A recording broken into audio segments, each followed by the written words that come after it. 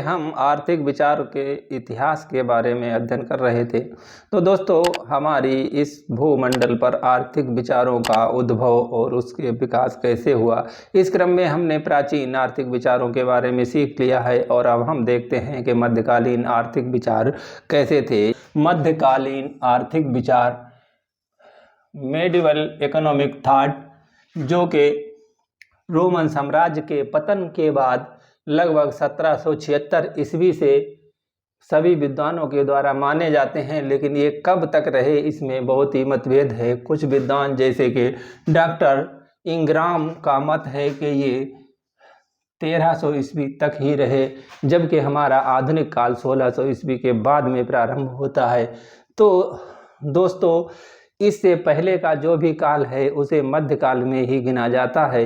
तो अनेक विद्वानों का मत है कि ये 1600 ईस्वी तक रहे, यानी 15वीं शताब्दी जो थी वो उसके अंत तक और 16वीं शताब्दी के प्रारंभ तक हमारा मध्यकालीन युग ही रहा। और इसी युग में कई युग बीते हैं, यानी कई फेज हुए हैं। तो जब रोमन साम्राज्य का पतन हुआ तो ईसाई धर्म का तेजी से प्रचार हुआ, और इस ईसाई धर्म के प्रचार से तो रोमन साम्राज्य में समय में जो भी विद्वान थे उनके विचारों से अलग विचार आना शुरू हो गए थे। तो इनमें कुछ विचार ये हैं कि ये चर्च प्रधानवादी विचार थे, यानी कि इस समय में चर्च का बहुत ही अधिक महत्व था और चर्च के ही सारे नियम कानून माने जाते थे। चर्च के इर्द गिर्द ही बस्तियां होती थीं और चर्च में जो उनके पुजारी होते थे, यानी कि जो पादरी चर्च के होते थे, वही एक राजा का रोल अदा करते थे और उन्हीं के बातों का प्रजा मानती थी और सभी लोग उन बातों का अक्षर सा पालन करते थे। तो इस समय चर्च के जो विचार थे वो कुछ इस तरह के विचार हुए, क्योंकि इस समय व्यापार को सम्मान मिलना शुरू हुआ। क्योंकि प्राचीन आर्थिक विचारों में कृषि को बहुत ही सम्मान था, वहीं अब व्यापार को भी सम्मान प्राप्त होने लगा। और ये ईसाई धर्म के अनुसार, यानी कि चर्च प्रधानतावादी विचार के अनुसार व्यापार करना एक अच्छा है और ये शुभ कार्य माना गया। वहीं ब्याज को पाप समझा जाने लगा। तो चर्च प्रधानतावादी विचारों में ब्याज को पाप समझा जाने लगा, और इसमें ये विचार था कि आदमी जब कोई भी ऋण लेता है तो वो व्यवस्था में ऋण लेता है, इसलिए किसी की व्यवस्था का लाभ लेना एक तरह का पाप है, यानी किसी की मजबूरी का फायदा उठाना पाप होता है। अगला है कि मानव मात्र का सम्मान, और इस युग में आकर मनुष्य को मनुष्य का सम्मान करना सिखाया गया। और एक दूसरे के सम्मान में जो पहले दास प्रथा प्रचलित थी और दास प्रथा का लोग समर्थन करते थे, उसका चर्च प्रधानवादी विचारों में उसका विरोध होना शुरू हो गया और दासता को ख़त्म करने की बातें होने लगीं और दासता को पाप समझा जाने लगा। वहीं पड़ोसियों को हानि व धोखा देना भी पाप समझा जाता था, क्योंकि इस युग में आते आते मनुष्य को मनुष्य की भलाई के लिए काम करना सिखाया गया, और जिससे कि ईश्वर राजी हो जाए और मनुष्य को एक मोक्ष प्राप्त हो जाए। इस सिद्धांत पर चलते हुए मनुष्य को अपने पड़ोसियों को धोखा देना और उन्हें हानि पहुंचाना भी पाप समझा जाने लगा। वहीं ये मूल्य संबंधी विचार भी आया, जिसमें कि उचित मूल्य का विचार आया। और ये उचित मूल्य का विचार इस तरीके का था कि यदि कोई आदमी वस्तु बेचता है तो वो उसके उत्पादन शुल्क होता है, जो भी उत्पादन में खर्चा आता है उसमें कुछ मुनाफा लेकर ही बेच सकता है, और उसे बहुत ऊंची कीमत पर बेचना पाप है। वहीं खरीदने वाला भी यदि कोई वस्तु किसी की व्यवस्था के वजह से अगर कम दामों में खरीद लेता है तो वो भी पाप है। तो इसलिए एक उचित मूल्य का मान दिया गया, यानी एक उचित मूल्य का विचार इस समय आया, जो कि चर्च प्रधानतावादी विचारों में एक बहुत ही महत्वपूर्ण विचार है। 13वीं शताब्दी के बाद एक अलग से युग ही प्रारंभ हो गया, जिसे सामंतवाद के नाम से जानते हैं, यानी कि इस सामंतवाद को भी मध्यकाल में ही शामिल किया जाता है। तो ये सामंतवाद लगभग 13वीं शताब्दी के बाद में आया। तो इस सामंतवादी युग में समाज में दो वर्ग हो गए, और एक वर्ग था भूस्वामी वर्ग और दूसरा वर्ग श्रमिक वर्ग था। और इस युग में जो भूस्वामी वर्ग था वो श्रमिकों से काम करा के अपनी खेती कराता था और उनके बदले में उन्हें मजदूरी देता था। वहीं श्रमिक जो थे इन खेतों में कार्य करके जो उत्पादन करते थे उस उत्पादन पर उनका कोई हक नहीं होता था, उनका हक भूस्वामियों का ही उस पर होता था और भूस्वामी उससे अपनी मर्जी के अनुसार कर वसूल करते थे, यानी कि बहुत अधिक लगान लेते थे। तो किसानों की हालत यहाँ पर और श्रमिकों की हालत फिर खस्ता होने शुरू हो गई, यानी कि श्रमिक जो थे वो फिर से दास्तां की जैसी ही स्थिति उत्पन्न हो गई। लेकिन दोस्तों इसी युग में नगरों का विकास हो गया, यानी कि पूरे यूरोपीय क्षेत्रों में नगरों का बहुत तेजी से विकास हुआ और इन नगरों के चारों ओर जो थी वो बाउंड्री होती थी और उस बाउंड्री के किनारे किनारे जो बाजार लगते थे जहाँ पर सभी लोग अपना सामान खरीदते और बेचते थे।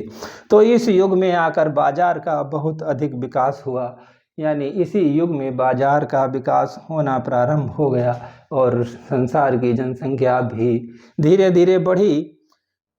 तो इस युग के शुरुआती युग को अंधकार युग कहते हैं, यानी कि ये वही युग है जो कि रोमन साम्राज्य के पतन के बाद 776 ईस्वी से प्रारंभ होकर और पृथ्वी पर इस्लाम धर्म के आगमन से पहले का जो काल था उसे विद्वानों ने अंधकार युग यानी कि डार्क एज के नाम से जानते हैं। और इसे डार्क एज इसलिए जानते हैं क्योंकि इस युग में मनुष्य के अंदर बहुत ज़्यादा बुराइयां आ गई थीं और विकास के नाम पर तो कुछ भी नहीं हुआ था, बल्कि उल्टा और पतन के मार्ग पर समाज चल रहा था। और इस युग में, इस डार्क युग के बाद जो युग शुरू हुआ वो इसी मध्यकालीन युग का ही एक भाग था, जिसमें कि ईसाई धर्म ने भी उन्नति की और इस्लाम धर्म ने भी उन्नति की। तो ईसाई धर्म की उन्नति और ईसाई धर्म के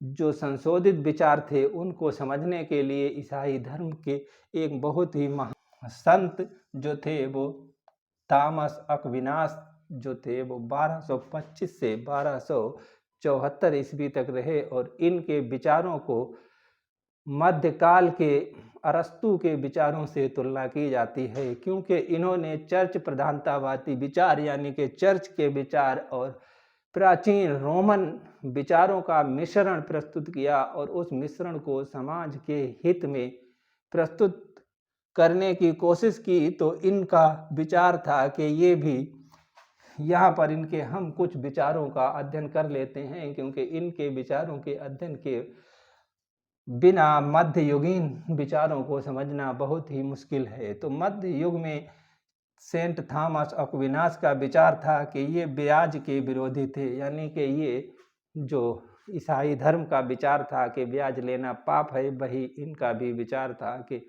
समाज में ब्याज लेना एक तरह की बुराई है और इससे और बुराइयां बढ़ती हैं। वहीं ये व्यापार के पक्ष में थे, व्यापार को इन्होंने महत्व दिया और ये व्यापार को सम्मानजनक रूप से देखते थे। वहीं ये समाज में कर्तव्यों का ज्ञान यानी ये राज्य जो था उसके कर्तव्यों के बारे में इन्होंने एक पूरा संविधान सा प्रस्तुत किया और राज्य के यानी कि राजा के कार्यों के बारे में विस्तार से चर्चा की। तो इनका विचार था कि शोषण का जो इन्होंने विरोध किया, यानी कोई आदमी किसी का शोषण नहीं कर सकता है। अगर ये शोषण होता है तो राज्य को चाहिए कि उस पर लगाम लगाए, यानी ऐसे कानून बनाए जिससे कि समाज में किसी का शोषण ना हो। वहीं मुद्रा यानी सिक्कों की एक मापक ढलाई का काम भी राज्य को करना चाहिए।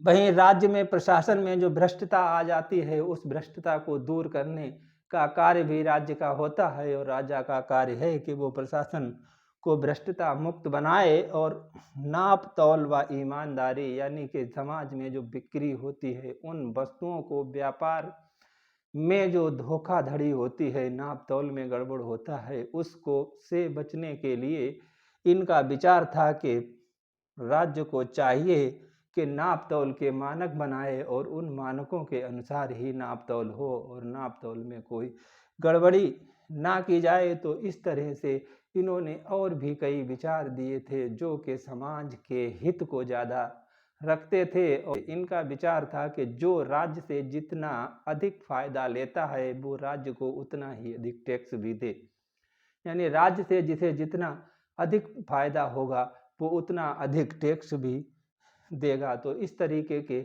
इनके विचार थे।